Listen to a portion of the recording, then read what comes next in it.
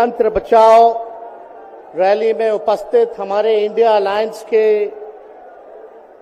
सभी हमारे नेतागण, कार्यकर्तागण, पदाधिकारीगण,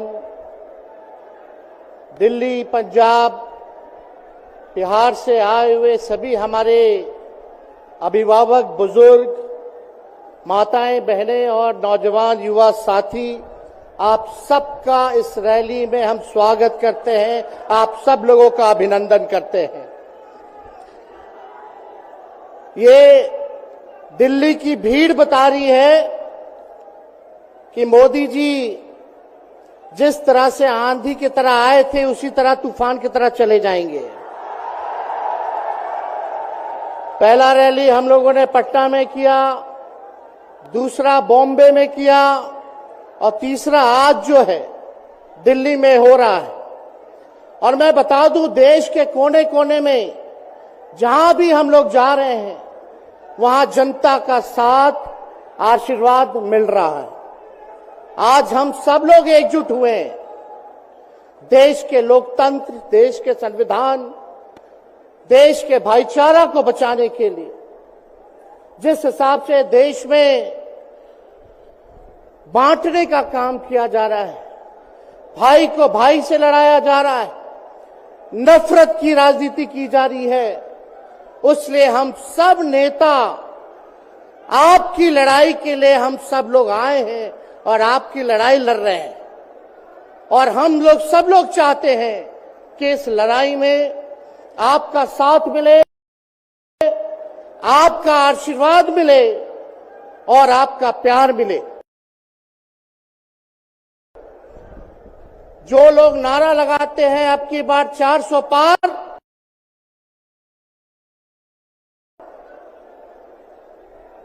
उनका मुंह है, कुछ भी बोलेंगे, लेकिन एक बात तय है, जनता ही मालिक है, आप मालिक हैं और आपको तय करना है कि देश के शासन में कौन बैठने का काम करेगा। आज यहां दिल्ली की जनता से पूछना चाहते हैं, वो लोग नारा लगा रहे हैं, टारगेट फिक्स कर रहे हैं, अब की बार 400 पार। ऐसा लग रहा है कि पहले से ही ईवीएम सेटिंग हो चुका है। ये लोग फिर भी आप लोगों से पूछना चाहते हैं कि आप लोग, ये लोग जो नारा लगा रहे हैं, क्या वो सच होगा या वो सत्ता से बेदखल करिएगा?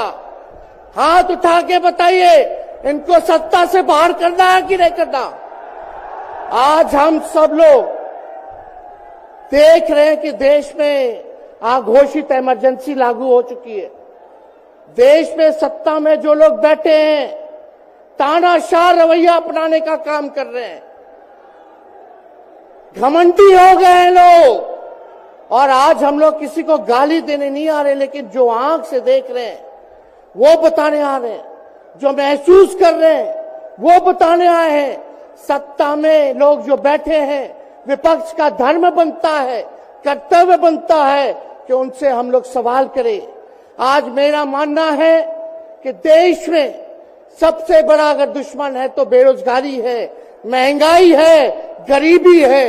आज यहाँ लोग हैं, नौजवान हैं, नौजवानों से पूछना चाहते, बताओ कितने नौजवान यहाँ जो हैं मोदी जी ने नौकरी दिया? हाथ उठा के बताइए। कोई नहीं मिलेगा। मोदी जी ने कोई नौकरी नहीं दी, सब कुछ जो है प्राइवेटाइज कर दिया। और हम लोगों ने बिहार में जब कांग्रेस लेफ्ट इंडिया अलायंस की सरकार थी, 17 महीने में 5 लाख नौकरी हम लोगों ने देने का काम किया। आज किसान तबाह है, युवा परेशान है, लेकिन किसानों से मोदी जी को मिलने का समय नहीं है। मोदी जी मिलते तो प्रियंका चोपड़ा से मिलेंगे, किसानों से नहीं मिलेंगे। अक्षय कुमार को इंटरव्यू देते थे पिछले चुनाव में, इस बार बिल गेट्स को बुला करके इंटरव्यू देने का काम कर रहे हैं। लेकिन किसानों की समस्या कैसे हल होगी ये नहीं बता रहे। किसानों से उन्होंने पिछले चुनाव में वादा किया था कि उनका आय दुगुना करेंगे। आज किसानों पर मोदी जी ने तलवार चलाने का काम किया है, जो हमारे अन्नदाता हैं। इसलिए आप सब लोग हम लोग जब आवाज उठाते हैं, तब मोदी जी और उनकी जो सेल है पार्टी की, उस पार्टी का सेल में कौन है? ईडी है, सीबीआई है, इनकम टैक्स है। लालू जी को तो कई बार सताया गया, मेरे ऊपर मुकदमा किया गया, मेरी मां पर, मेरी बहनों पर, मेरे जीजाओं पर, मेरे पिता के जितने संबंधी थे सब पर केस मुकदमा किया।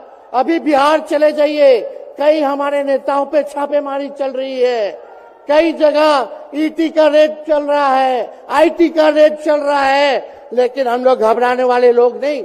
आज देश में जिस हिसाब से हेमंत सोरेन जी को और अरविंद केजरीवाल को गिरफ्तार करने का काम इन बीजेपी के लोगों ने किया है, तो उनको हम बता दें कि इनके गीदड़ भपकी से हम लोग डरने वाले नहीं हैं। हम लोग संघर्ष करने वाले लोग हैं, और पिंजरे में तो शेर ही को कैद किया जाता है। सब लोग शेर हैं, आप लोगों ने ताकत दिया है, आपकी लड़ाई हम लोग लड़ रहे हैं। कंस राज आप लोगों ने देखा होगा, जब कंस को किसी से तकलीफ होती थी, डर लगता था, तब जेल में लोगों को बंद कर दिया जाता था। लेकिन जेल जाने से यहां कोई डरने वाला नहीं है। कितने लोगों को जेल भेजोगे? लेकिन जब जनता जब जवाब देगी, जब वोट का चोट दीजिएगा, तो मोदी जी हाथ मलने का काम करेंगे, सत्ता से बेदखल हो जाएंगे। इसलिए ये अपनी ताकत को पहचानिएगा। सब लोग चुनाव के समय आप सब लोग पोल कीजिएगा, वोट दीजिएगा, लोगों को भी वोट दिलाने का काम कीजिएगा। बीजेपी के लोग झूठ बोलने वाले लोग हैं। ये लोग यूरिया को भी चीनी बना देते हैं, ये लोग गोबर को भी हलवा दे करके परोस देते हैं, ये लोग आंख फोड़ करके चश्मा दे देंगे और फिर बोलेंगे देखो हमने चश्मा दिया। ये झूठी पार्टी है, इसलिए इन पे विश्वास मत कीजिएगा। मोदी जी कहते हैं कि उनका गारंटी मजबूत गारंटी है, गारंटी की बात करते हैं। हम बोलते हैं मोदी जी की गारंटी वैसी ही गारंटी है जैसे चाइनीज माल होता है, 2-4 बार इस्तेमाल करोगे और वो गारंटी जो है खत्म हो जाता है, टूट जाता है, खराब हो जाता है। तो जब तक चुनाव है तब तक ही मोदी जी की गारंटी है, बाकी कुछ नहीं। 2 करोड़ रोजगार का क्या हुआ, 15-15 लाख रुपए का क्या हुआ, ये जवाब नहीं देने वाले, लेकिन हमेशा जो है प्रोपेगेंडा चलाने का काम करते हैं और लोगों को भटकाने का काम करते हैं। इसलिए आप सब लोगों को सावधान रहना पड़ेगा। इनके झूठ पे आप लोग विश्वास मत कीजिएगा। और हम सब लोगों ने आज तस्वीर देखा, आज तस्वीर क्या देखा कि आज महामहिम राष्ट्रपति जी आडवाणी जी को भारत रत्न देकर के सम्मानित कर रही थी। मोदी जी आडवाणी जी के बगल में बैठे हुए हैं, राष्ट्रपति खड़ा होकर के सम्मानित कर दिए हैं, लेकिन मोदी जी खड़ा भी नहीं हुए राष्ट्रपति के सम्मान में, खड़ा भी नहीं हुए। इससे पहले भी हम लोगों ने तस्वीर देखी कि राष्ट्रपति पीछे पीछे चल रही है, मोदी जी आगे आगे चल रहे हैं। ये हम आप सब लोगों को बताना चाहते हैं कि इनका संविधान पे कोई विश्वास नहीं है। ये लोग नागपुरिया कानून को लागू करना चाहते हैं, आरएसएस के एजेंडे को लागू करना चाहते हैं। इसलिए ज्यादा कुछ ना कहते हुए एक आंकड़ा हम जरूर बताना चाहेंगे। देश में इंटरनेशनल लेबर ऑर्गेनाइजेशन ने सर्वे किया है, उसमें आंकड़े हैं कि आज देश में बेरोजगारों में से 83% युवा है। पढ़े लिखे युवाओं में बेरोजगारी लगभग 65% है। ग्रामीण क्षेत्रों में सिर्फ 17.5% युवाओं के पास ही काम है। यानी भारत की आत्मा गांव में 82% युवा आज बेरोजगार हैं और मोदी जी इसके बारे में कोई काम नहीं किया। आप एक बार विश्वास कीजिएगा, अगर इंडिया सरकार की अलायंस की सरकार बनती है तो नौजवानों को हम लोग नौकरी देने का काम करेंगे, बेरोजगारी को दूर करेंगे। और जाते जाते बहुत सारे नेताओं को बोलना है, लेकिन एक अंत हम करेंगे एक गाने के साथ। और आप लोगों ने गोविंदा का फिल्म का एक गाना सुना होगा कि तुम तो धोखेबाज हो, वादा करके भूल जाते हो।